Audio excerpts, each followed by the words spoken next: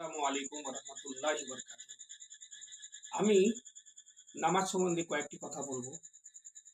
আজকাল মানুষ নামাজ মোটেই পড়ে না, আর অনেকে পড়ছে তো ছেড়ে ধরে, জোহর পড়লো তো আসর না, আসর পড়লো মাগরিব না, এভাবে পড়ছে। অথচ আল্লাহ তাআলা কোরআন মাজিদে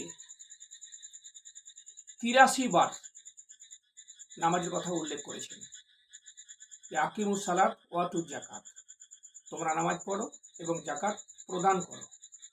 তো নামাজের কথাটা ৮৩ বার আছে, যেটা এতবার কোরআন মাজিদে অন্য কোনো আমলের কথা বলা হয়নি। এবং আল্লাহর কাছে সবচেয়ে প্রিয় যেটা আমল আল্লাহ বলছেন সেটা হচ্ছে সলাত, মানে নামাজ। যার নামাজ আছে তার অন্য যতগুলো নেকি আছে, কুরবানি, দান, খয়রাত, মানুষকে হেল্প করা, সাহায্য করা, সমস্ত কিছু তাতে যুক্ত হবে। যার নামাজ নাই তার কুরবানি হবে না, তার দান কবুল হবে না, কোনো আমলই গ্রহণযোগ্য নয় যদি তার নামাজ না থাকে। কতগুলো নামাজির সাথে আমি কথা বলে দেখেছি, আমার নিজের বিশেষ অভিজ্ঞতা। আমি যখন বলেছি চলেন নামাজ পড়ে আসি, তখন বলে কি না, আমার মন পরিষ্কার আছে, আমার মন পরিষ্কার, আমার মধ্যে কোনো হেরপেচ নেই, আমার নামাজ পড়লে কি না পড়লে কি কিছু যায় আসে না। কিন্তু যারা নামাজ পড়ে তারা পাপী। নামাজ যারা পড়ে তাদের মনের মধ্যে অনেক প্যাঁচ, ওরা নামাজ পড়ে বেঈমানি কথা বলে, বেঈমানি করে, অনেক রকমের বাজে কাজ করে। আমার উত্তর হলো, আরে বাবা, মানুষ তো পাপ করবেই, পৃথিবীর শুরু থেকে শেষ পর্যন্ত পাপ করবেই। আর পাপের থেকে নেকি বেশি হলে সে জান্নাত যাবে। আল্লাহ নেকি মাপবেন কি দিয়ে? পাপ দিয়ে। তো মানুষ তো পাপ করবে, কিন্তু আল্লাহ বলছেন যে যদি কেউ নামাজ না পড়ে তো তার পাপই শুধু হবে, নেকি হবে না। আর নামাজ যদি পড়ে তাহলে তার নেকিটা মাপা হবে, পাপটাও মাপা হবে। সুতরাং আপনি যদি নামাজ পড়েন, নামাজ পড়ে যদি ছোটোখাটো ভুল ভ্রান্তি হয়, ছোটোখাটো পাপ, আল্লাহ বলছেন আমি এগুলো ইচ্ছা করলে ক্ষমা করে দেব, একমাত্র শিরক বাদ দিয়ে। কয়েকটা শিরক রয়েছে খুব মহা মহা বড় আর কি, যেটা হচ্ছে আল্লাহর সঙ্গে কাউকে সমতুল্য করা।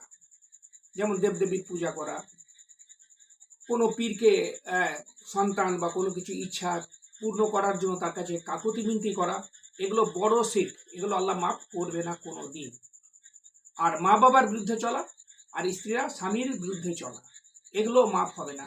কিন্তু যদি এগুলো মাফ করে দেওয়ার পরে যদি আল্লাহর কাছে ক্ষমা চাওয়া যায়, তো একবারের জন্য ক্ষমা হবে, বারবার নয়।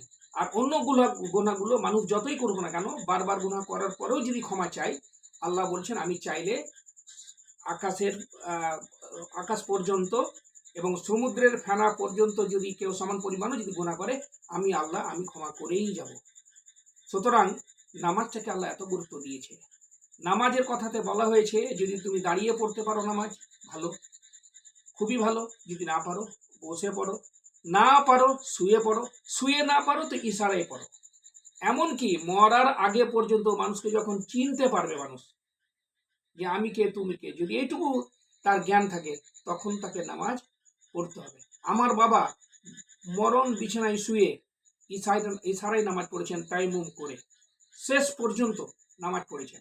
আল্লাহ কিয়ামতের মাঠে মনে রাখবেন, আপনারা যারা বলছেন যে আমার দিল পরিষ্কার, আমি নামাজ পড়লেই কি না পড়লেই কি, কখনো এটা বলবেন না। যারা নামাজ পড়ে ভুল কাজ করছে তার পাপ তাকে হবে। আপনি তো নিজে শুধরান, আপনি বাঁচবেন কতদিন? যার জন্য আপনাকে নামাজ পড়তেই হবে। কিয়ামতের মাঠে আল্লাহ প্রথম প্রশ্ন করবেন, সেটা হচ্ছে তুমি নামাজ পড়েছো কি না। যদি নামাজ পড়ে থাকেন তাহলে অন্য গুনাহগুলোকে আল্লাহ একটু কনসিডার করবেন বা দেখবেন। আর যদি আপনি নামাজই না পড়েন, তাহলে আপনি যতই নেকি করেন, যত বড় খাসি কুরবানি করেন, দুম্বা করেন, উট করেন, যাই করেন, সবই ইনভ্যালিড। অতএব নামাজ আছে তো আপনার মুক্তি আছে, নামাজ নাই আপনার মুক্তি নাই। তাই অনুরোধ করছি যে সবাই যেন নামাজ পড়েন। একদিন আল্লাহর কাছে মরতেই হবে, একদিন মরতেই হবে। হিন্দু হলে সে চিতাতে শেষ, মুসলিম হলে সে কবরে শেষ। কবরে আযাব থেকে বাঁচতে হলে আপনাকে নামাজ পড়তেই হবে। নামাজ একমাত্র মুক্তির পথ। আমি সবাইকে অনুরোধ করলাম, আল্লাহ যেন সবাইকে হেদায়েত করেন। আমিন সুম্মা আমিন।